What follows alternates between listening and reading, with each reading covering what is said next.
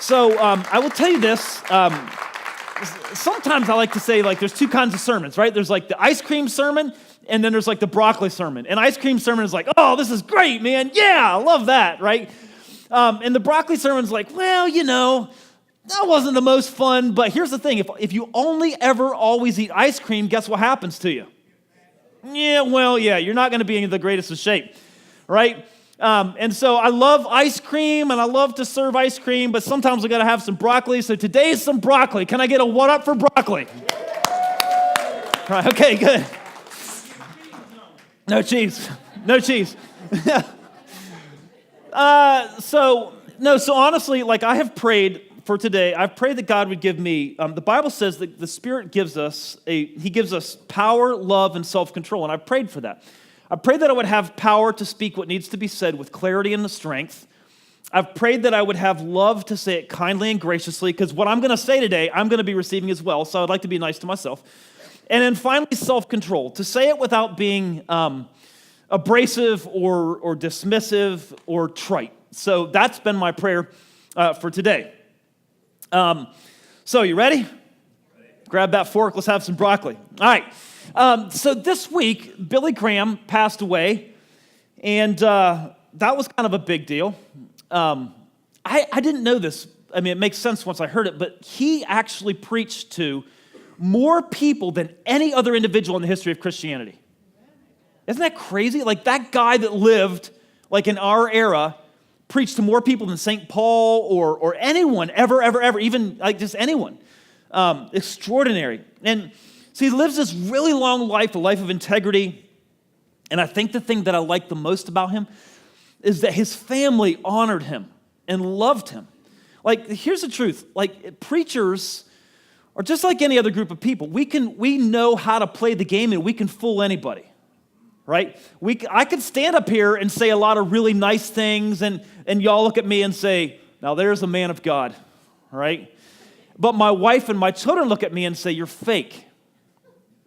So in my mind, the most credible witness to the integrity of one's faith is your family. So I, quite frankly, I care more what my wife thinks about me, and I care more what my children think about me than I do anyone else, because they know me better, right? They actually see the real Paul. And if Jesus in me is real in front of them, then he's real, right?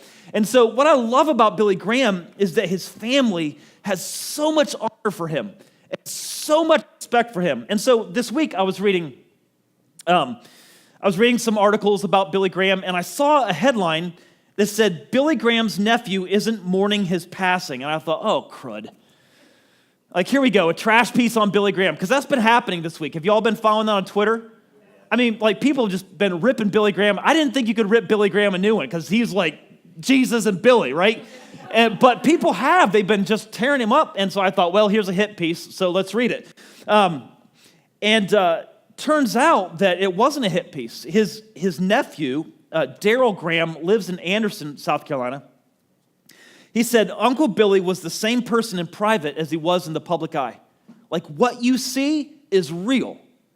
He said people who saw him on TV or during one of his crusades might think there's no way he could be that good and straightforward in real life. But he was. He was meek, and he was honest, and he was pure. And he went on to say that, he said, you know, we aren't grieving the loss of Uncle Billy the way that people might actually think. We're actually happy for him because he finally gets to be with his two great loves, the Lord and his wife, Ruth.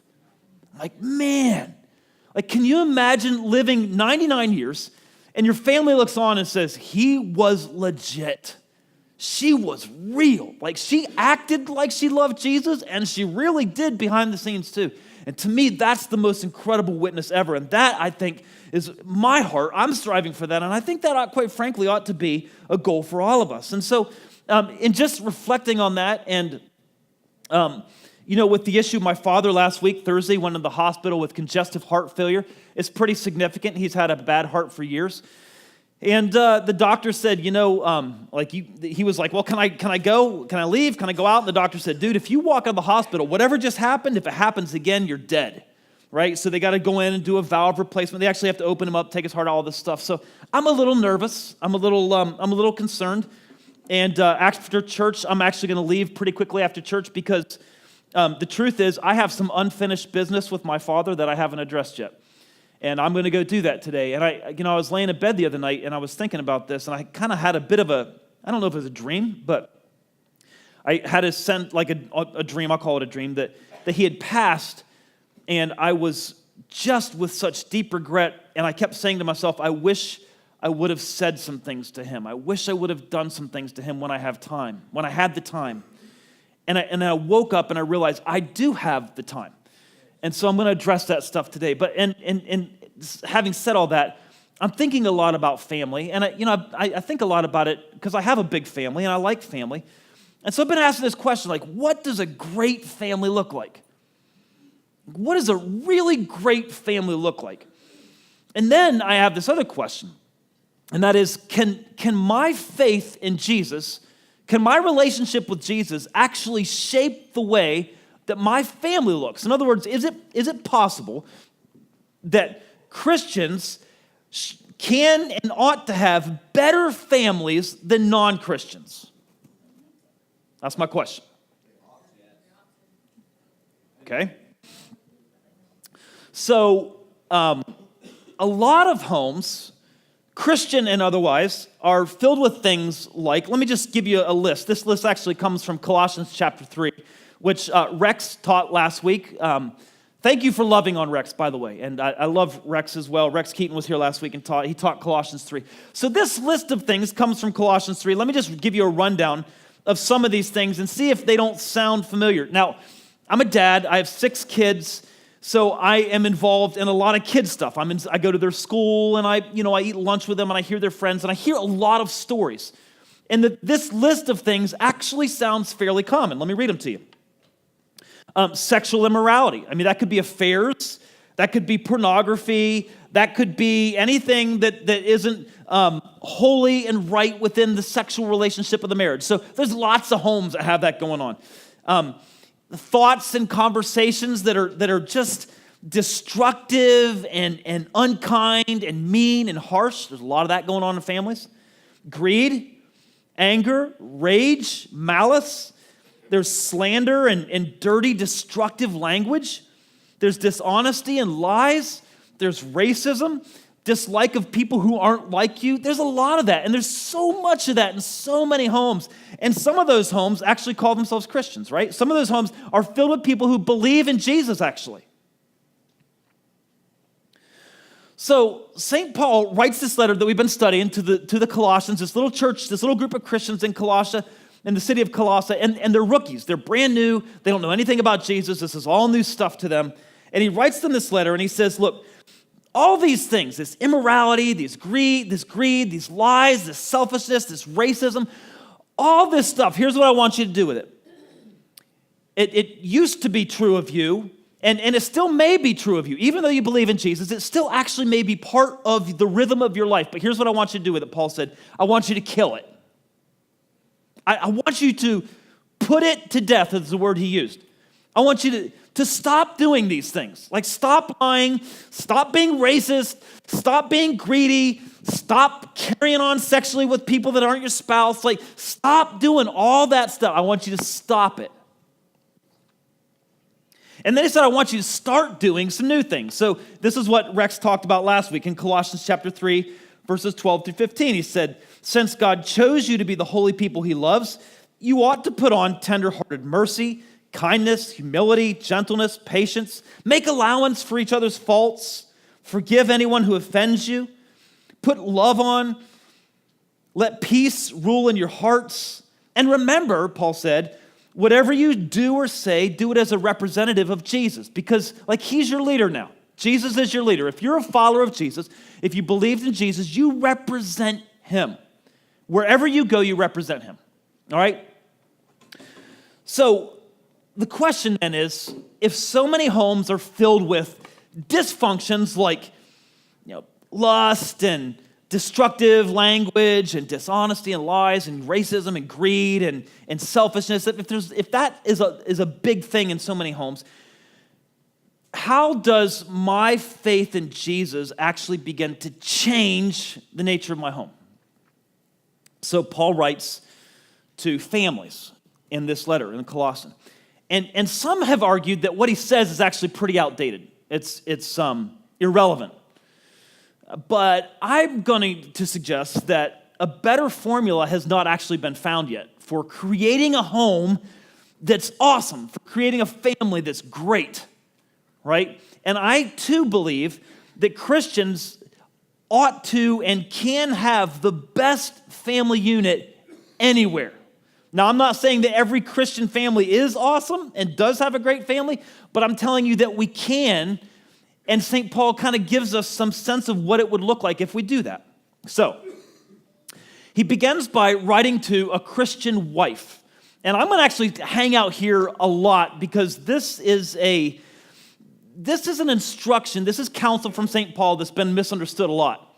And so I'm going to hang out here for a little bit. Here's what he says. Wives, submit to your husbands.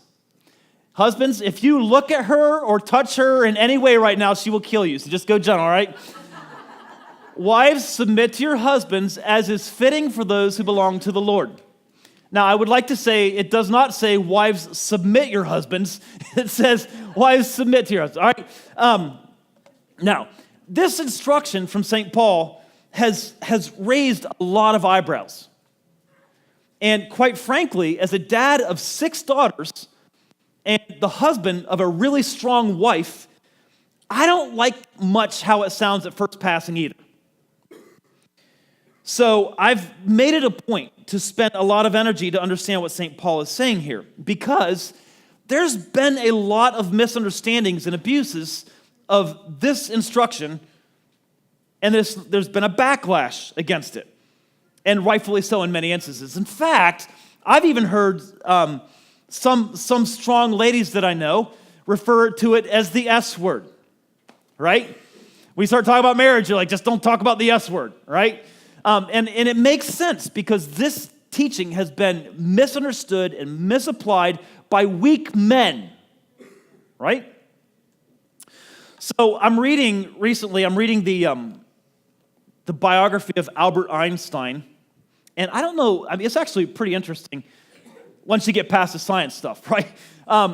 But so this is Albert and his first wife, Mileva, and their marriage was cruising along, and they hit hard times. They just were not compatible. Things were not clicking for them, and they separated. There was an effort then to get back together. They said, let's come together. They had 2 small boys. Let's come together for the boys. Let's see if we can make this work. So Albert, he wrote a list of conditions.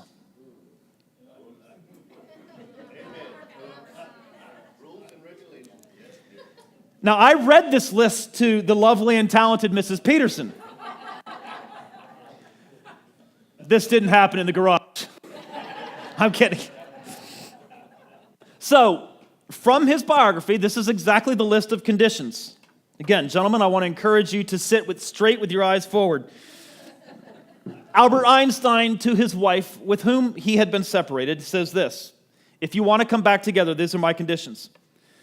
You will make sure that my clothes and laundry are kept in good order. Oh, we're not even close to being done. Hold on. That I will receive my 3 meals regularly in my room. That my bedroom and study are kept neat, and especially that my desk is left for my use only. I'm actually starting to sweat a little bit reading this. You will renounce all personal relations with me insofar as they are not completely necessary for social reasons.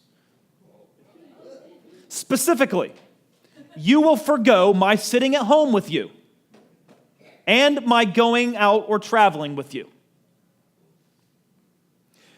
You will obey the following points in your relations with me. You will not expect any intimacy from me, nor will you reproach me in any way. You will stop talking to me if I request it.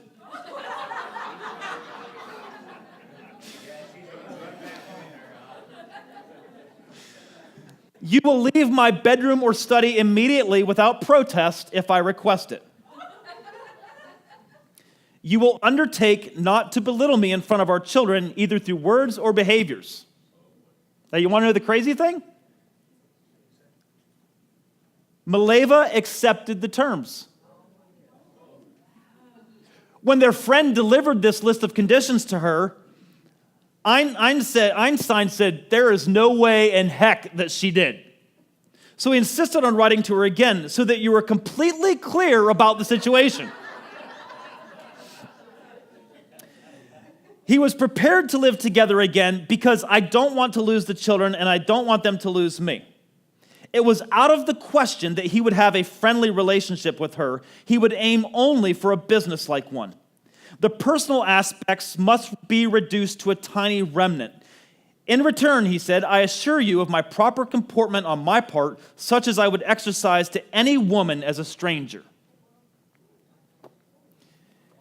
Upon hearing that, she realized this isn't going to work. Now, I read that to you to say, here is a gentleman, if he could be called such, who completely misunderstood what the scriptures might mean when they talk about this idea of submitting.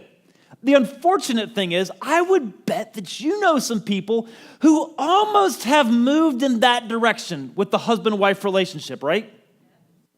It's absolutely, absolutely insane. But there are some people who've gone in that direction. Now, that is not at all what St. Paul meant when he said wives ought to submit to their husbands. So what did he mean? Because he said it. He said the word submit. What does he mean? First of all, and this is so critical, Paul did not mean that women in general ought to submit to men in general. In other words, my wife does not have to submit to you, sir, ever. And your wife does not have to submit to me ever. In fact, I think that you could make the case, and I'm not going to do it today, we might get into it a little bit this week at 180 University, but I think you could make the case that Christianity stands at the forefront of the women's liberation movement. I think you can make a very compelling case that Christians made some of the most aggressive steps ever to shatter the glass ceiling. One of the more profound statements that St. Paul ever made regarding ladies in general was found in Galatians chapter 3, verse 28. Look what he says. Let me back up a little bit. He says this, you're all children of God through faith in Jesus. So when you believe in Jesus, you become a child of God. And then he says this, there is no longer Jew or Gentile. That has to do with racism. There's no longer slave or free. That has to do with economics. And there's no longer, say it with me, male and female. You are all one in Christ Jesus. Now let me tell you something. That was an absolutely stunning statement when he made that statement. For Paul to come out and say, when you believe in Jesus, there is equality. There's racial equality. There's economic equality. There's sexual equality. That was absolutely breathtaking. In fact, William Barclay is a historian who has done a lot of writing on the culture of the day. Let me just read to you what he said and the description of what a lady had to go through. Under Jewish law, a woman was a thing, the possession of her husband, just as much as his house or his flocks or his material goods. You were an object. She had no legal rights whatsoever. For instance, under Jewish law, a husband could divorce his wife for any cause, while a wife had no rights whatever in the initiation of divorce. And the only grounds on which a divorce might be awarded her were if her husband developed leprosy, became an apostate, or ravished a virgin, had an affair, for those of you who don't know what that means. In Greek society, a respectable woman lived a life of entire seclusion. She never appeared on the streets alone, not even to go to market. She lived in the women's apartments and did not join her menfolk even for meals. From there, it was demanded complete servitude and chastity. But her husband could go out as much as he chose. He could enter into as many relationships outside marriage as he liked without incurring any stigma. Under both Jewish and Greek laws and custom, all the privileges belonged to the husband and all the duties to the wife. Pretty crazy. In that environment, St. Paul comes along and says, no. When you believe in Jesus, you're equal. That was absolutely countercultural. No one said that stuff. No one believed that stuff. Christianity began to change how ladies were viewed. So Paul is not saying that women in general submit to men. He's talking about a particular relationship, the relationship of husband and wife. And even there, Paul is not saying that the lady is inferior. Let me show you what he said. And he was writing a letter to the Corinthians in 1 Corinthians chapter 7. Look what he says. Let's talk about sex. You ready? You ready? Look what he says. He says, the husband should fulfill his wife's sexual needs. Stop for a minute. Remember what we just said? That in a Greek culture, the lady stayed at home and she reserved herself only for her husband. And her husband could go out and do whatever he wanted with whomever he wanted. Paul comes along and says, hey, gentlemen, wait a minute. You've got a responsibility, and that is to fulfill your wife's sexual needs. That was unheard of. Remember, she was an object. She was a possession. She was almost like a thing in that culture. And Paul comes along and says, she is your wife, and you must respect her, and you must take care of her. The wife should fulfill her husband's needs. The wife gives authority over her body to her husband. And here he says it, the husband gives authority over his body to his wife. This is absolutely countercultural. No one was saying this stuff. Paul comes along and says, when you're a believer, there's equality, women and men, right? And then he says, even in the marriage relationship, gentlemen, you have a responsibility to care for your wives. You give authority to, this is completely, so what I'm trying to say is when Paul says, wives, submit to your husbands as is fitting in the Lord, it's not something that's degrading or dismissive, because let me make a point here. Wives, submit to your husbands as is fitting for those who belong to the Lord. That's an important phrase. That can mean a couple things. It could mean it's appropriate for Christian wives to submit to their husbands. It's an appropriate thing to do. It can also mean you submit as long as what is being requested is appropriate for those who belong to the Lord. So in other words, if your husband says, hey, I got an idea, let's go rob a bank. You'd be like, no. And you ought to say no. Because that's not appropriate for those who belong to the Lord. If your husband says, hey, I got an idea, let's lie and cheat on our taxes, you say no. Because that's not appropriate and fitting for those who belong to the Lord.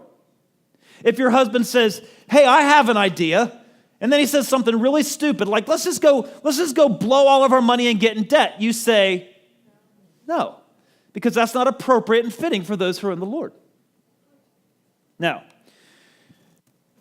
as long as the husband, and we're going to talk to you gentlemen in a minute, is leading your home in a godly Christian way that's in submission to the laws and the teachings of Jesus, then it makes perfect sense for you, wife, Christian wife, to say, hey, I'm on the same team as you. Let's get this thing going. Here's how I like to think about it.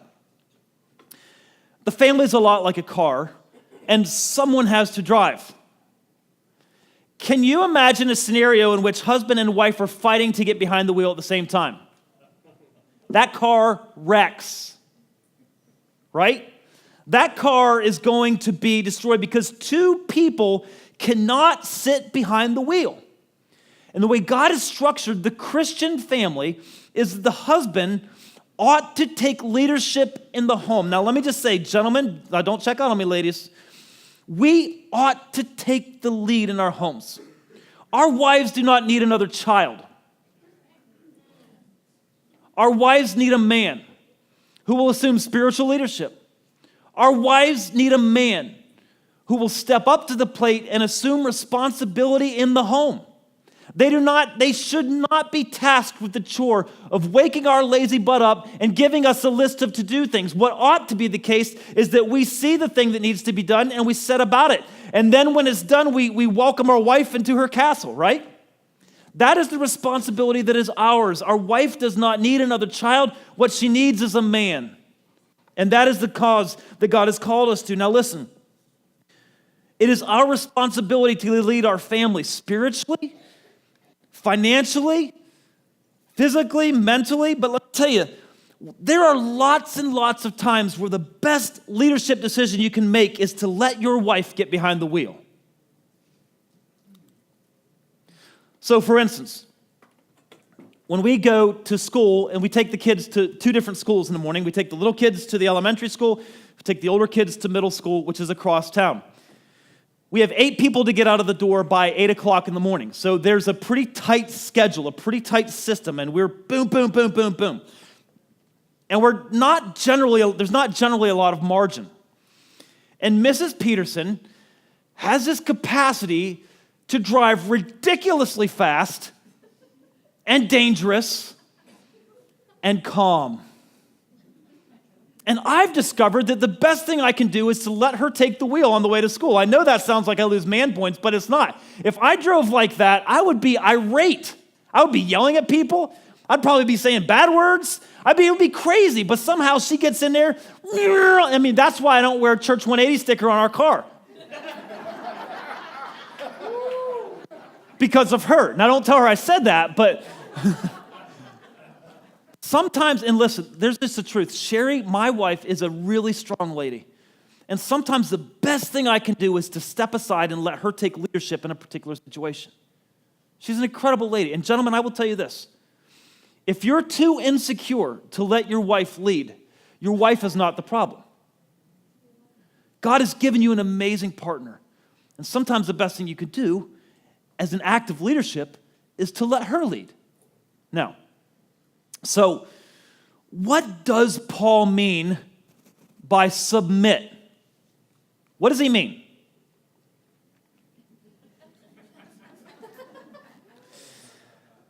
You ready?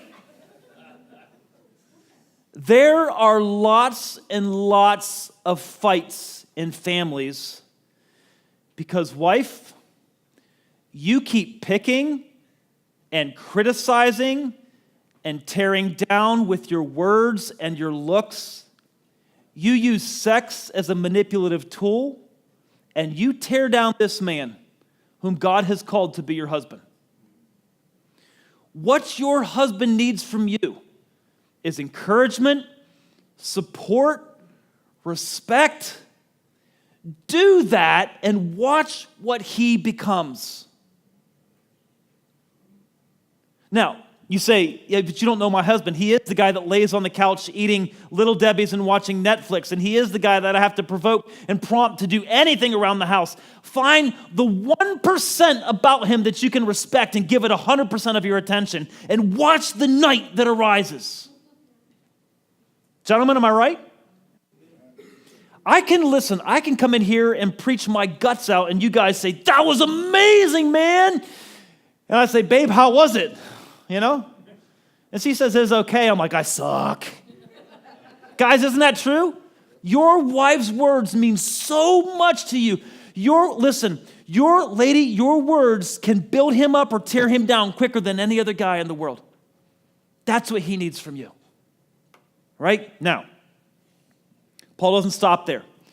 He has instructions for husbands, and this is what he says. Husbands, love your wives and never treat them harshly. So Paul said that Christian wives are to submit and that Christian husbands are to love. And in another place, he wrote a letter to a group of Christians in a church in a city called Ephesus. And he said, husbands, you ought to love your wives like Christ loved the church and gave his life for her. So one of my favorite quotes about marriage and relationships is, wives, you ought to love your husband enough to live for him. Husband, you ought to love your wife enough to die for her. Which would you rather be? Now, both are incredibly important and significant, but I would make the case, husband, the well-being of the relationship in your home lies squarely on your shoulders. Love her. Now, Paul says something. He says, you love her and never treat her harshly. So N.T. Wright, he's a scholar and he's done a lot of writing and reading. He has this quote that's absolutely breathtaking. I'm going to put it on the screen. Let's read it together. He says this. He must scrupulously avoid the temptation to resent her being the person that she is. He must avoid the temptation to become bitter or angry when she turns out to be, like him, a real human being and not merely the projection of his own hopes or fantasies. Sometimes we create in our mind, gentlemen, this fantasy figure, and sometimes it's driven by pornography.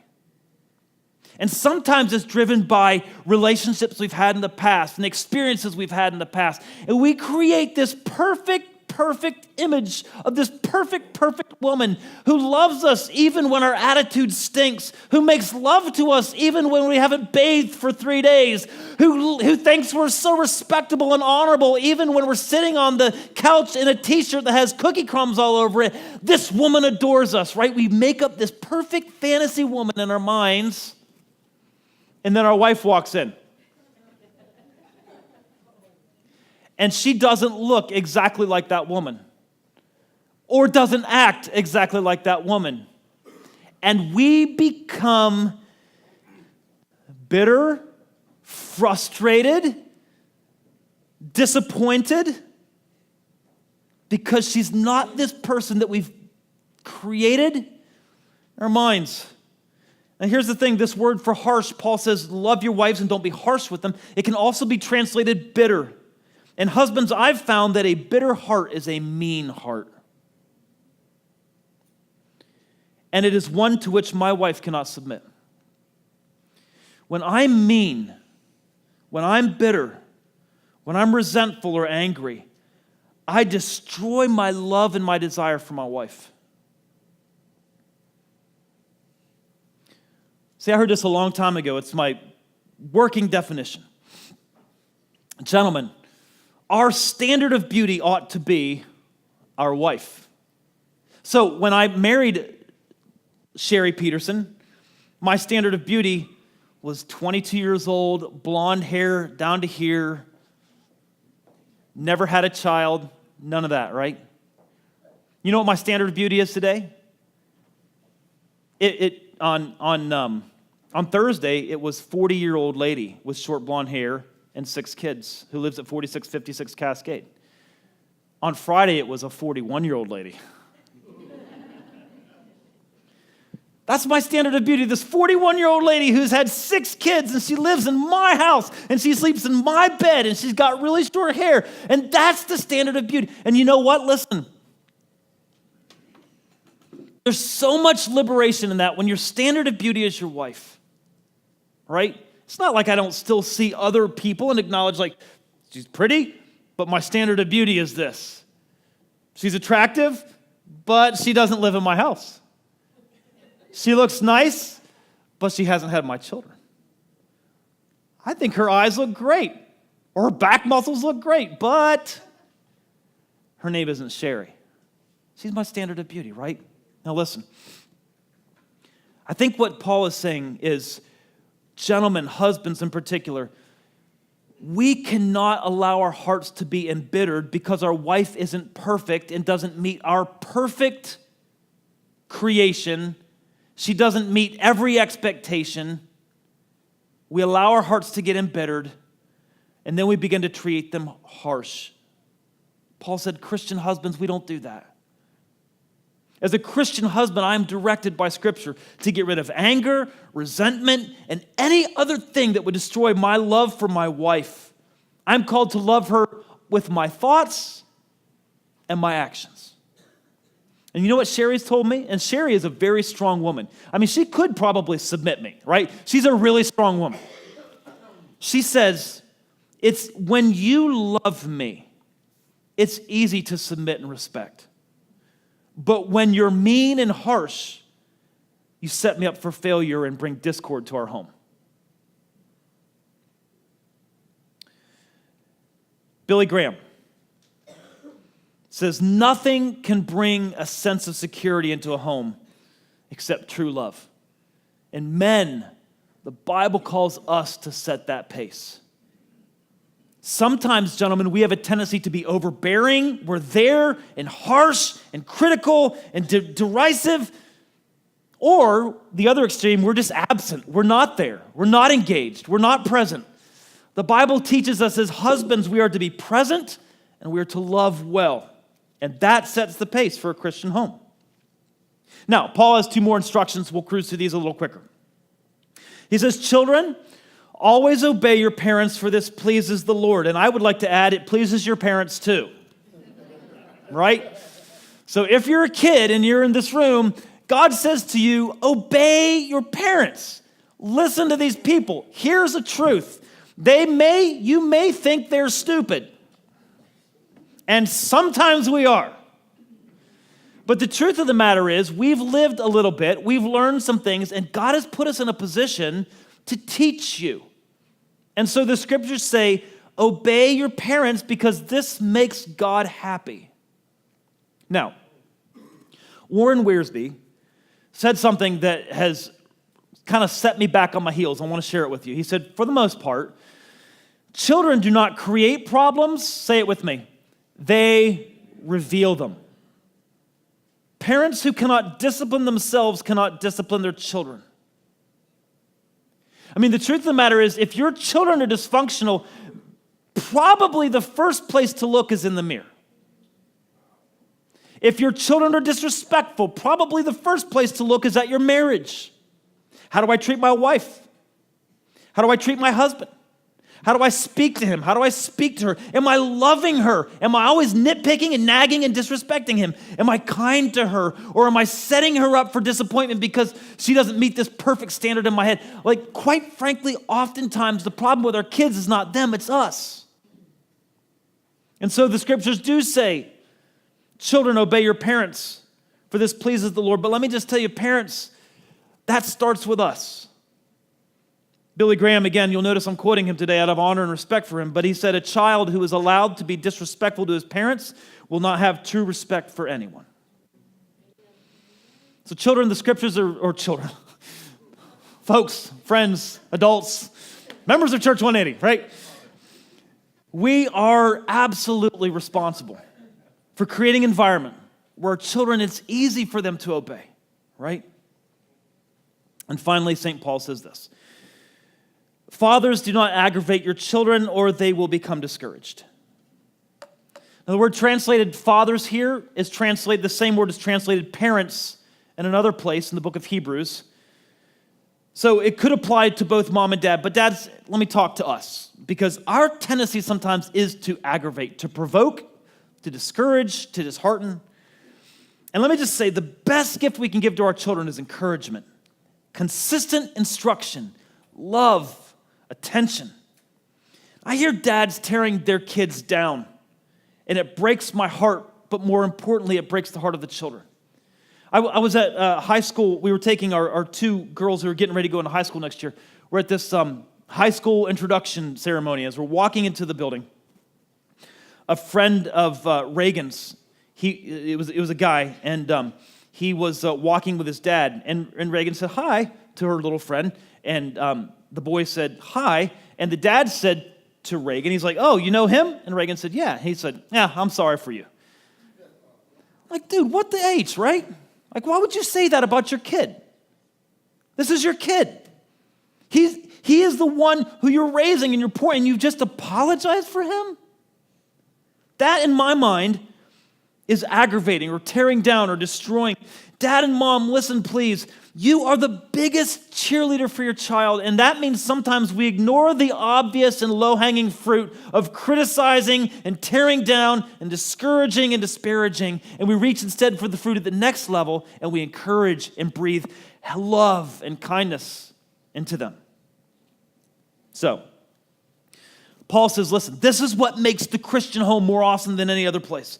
Wives submit, husband love, children obey, dads don't aggravate. Now imagine a home where this happened.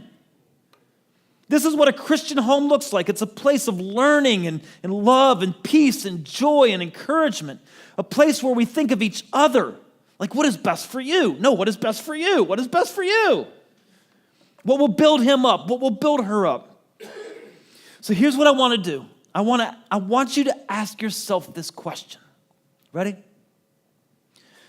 Does my presence add tension or joy to my family?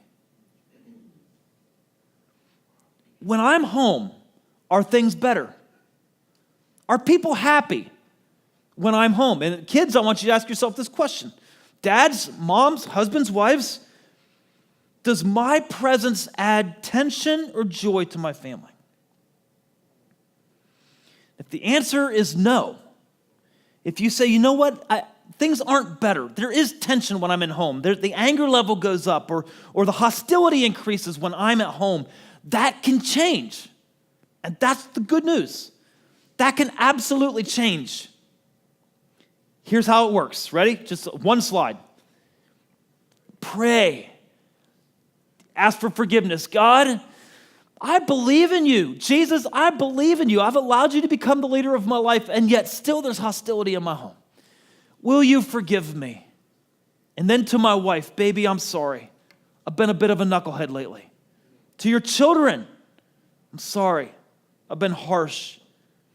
Make a plan. What are you going to do to change it? Get an accountability partner. I have an accountability partner, and we've been working through this, and I said, I need to be more intentionally romantic because I have 6 kids, and I have a job, and Sherry has a job, but it gets busy, and there's not a lot of time for romance. I need to be intentionally romantic, so I asked my partner, will you stay on my case about being romantic with my wife? And he said, absolutely, and he is.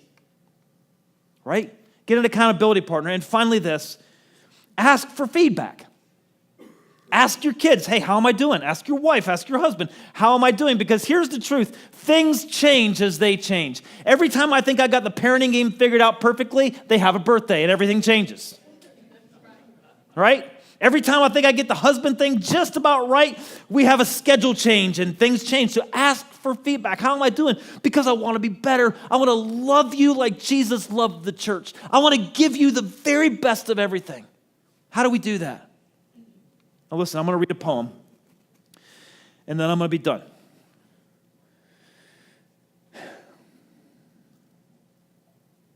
So Fitz, I think we're going to sing a song here, all right?